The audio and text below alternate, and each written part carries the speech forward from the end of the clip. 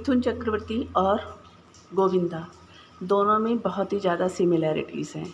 दोनों ने ही अपनी एक्टिंग की शुरुआत और अपने करियर की शुरुआत एज अ डांसर की थी। मिथुन ने फिल्म मृगया से अपने करियर की स्टार्टिंग की थी, तो वहीं गोविंदा ने फिल्म इल्ज़ाम फिल्म थी, उसके ज़रिए उन्होंने अपने करियर की शुरुआत की थी।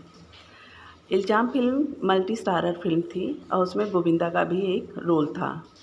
उसके बाद एक और सिमिलैरिटीज़ दोनों में है कि दोनों के कोई भी गॉडफादर नहीं थे, यानी कि फिल्म इंडस्ट्री से उनका कोई लेना देना नहीं था, उनको कोई सपोर्ट करने वाला नहीं था। फिर में अपनी मेहनत से दोनों ने इस फिल्म इंडस्ट्री में मुकाम बनाया।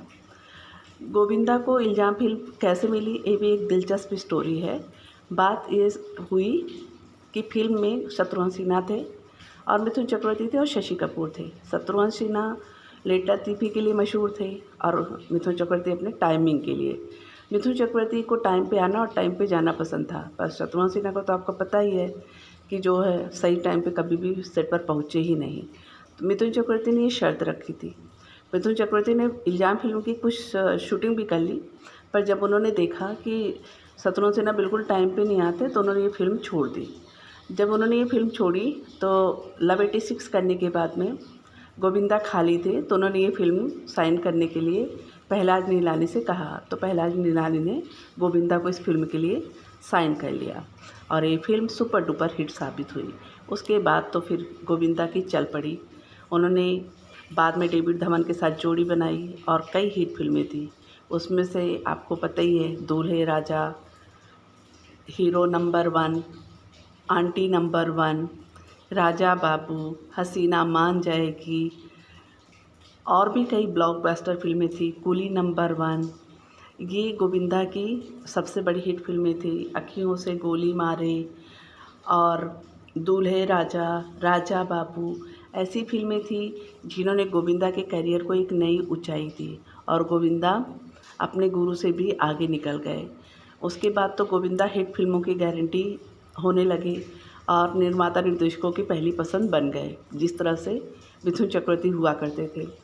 इस तरह से गोविंदा ने अपने गुरु मिथुन चक्रवर्ती को पीछे छोड़ दिया। जिस तरह से कभी मिथुन चक्रवर्ती की तूती बोला करती थी और कोई भी डांस फिल्म होती थी तो उसमें सिर्फ मिथुन चक्रवर्ती को ही प्रेफर किया जाता था, वैसे ही गोविंदा को भी उसी तरह की फिल्में मिलने लगी। यानी डांस पिक्चर है तो यानी उसमें गोविंदा का होना लाजमी है। एक बार सरोज खान ने भी कहा था कि लोग नाचते हैं पर गोविंदा जैसा कोई नाचता नहीं, क्योंकि गोविंदा दिल से नाचते हैं और दिल से जो नाचता है उसका जो नृत्य होता है वो लोगों के दिल में जा कर के बस जाता है। इसलिए जब गोविंदा नाचते थे तो लोगों को दिल भी नाचता था, यानी पैर तो थिरकते ही थिरकते थे, उनके दिल भी थिरकते थे। गोविंदा इस तरह से नाचते थे। बाद में गोविंदा ने अपना ये डांसिंग स्टाइल थोड़ा चेंज भी किया। उसके बाद उन्होंने डांसिंग के साथ साथ कॉमेडी में भी हाथ आजमाया। आपको पता ही है कि गोविंदा की कॉमेडी टाइमिंग कितनी अच्छी थी। उन्होंने डेविड धवन के साथ मिल करके जो कॉमेडी टाइमिंग सेट की वो तो लाजवाब थी, लोग देखते ही बनता था। उनकी पिक्चरें इतनी सुपर डुपर हिट होती थी, लोगों को उनका कॉमेडी टाइमिंग इतना पसंद था कि लोग जैसे उनकी फिल्में आती थी लोग हाथों हाथ लेते थे कि गोविंदा और डेविड धवन की फिल्म है तो गारंटी है कि हंस हंस के लोटपोट होना ही होना है। इसके लिए लोग टिकट खिड़कियों पे भीड़ लगा देते थे। आज भी गोविंदा एक जाने माने सुपरस्टार हैं और लोग आज भी उनकी एक्टिंग, डांस और उनकी कॉमेडी के दीवाने हैं। तो आपको वीडियो कैसा लगा, लाइक कमेंट करके